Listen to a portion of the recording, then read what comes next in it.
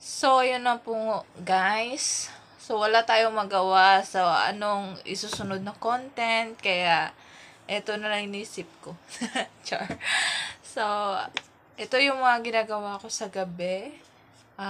Naglilinis ako sa aking mukha gamit ang beauty product ng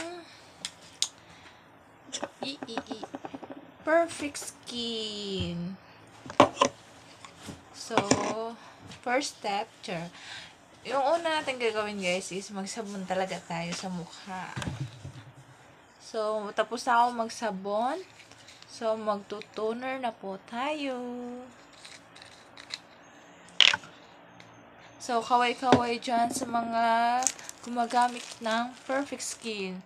Sa abot na presyo, 150 pesos lamang. Di gaya ng Brilliant, ang mahal. Ika nga, effective yung Brilliant kasi mahal. So, dito na lang tayo sa mura. Perfect Skin, beka naman.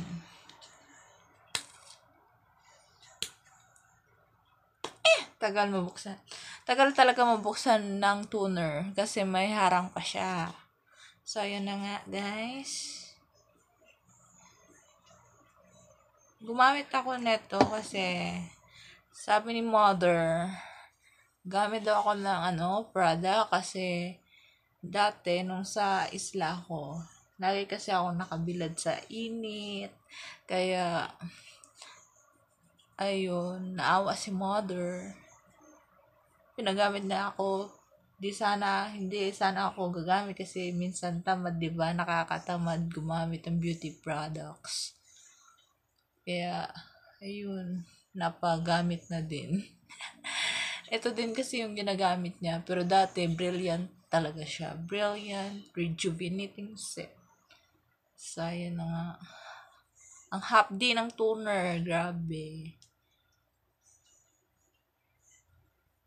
Pero guys, huwag niyong kalimutan magsabon muna. Ayun nga, pumuti na po. Char. Pumuti na may tigyawat.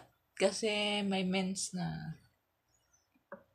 So, ayun. Tapos na po tayo mag-toner. So, next is the night cream. So, night cream yung gagamitin, hindi yung sunblock. Kasi yung sunblock, guys, is pang umaga. Pag may init na o sikat ng araw. Yun yung sa sunblock.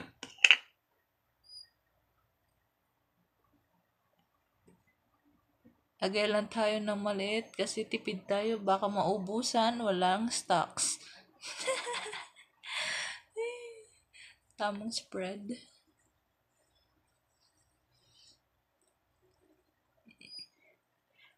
Kakapagod talaga ng products guys, pero tiis talaga kasi nasimulan mo na, dapat tapusin mo.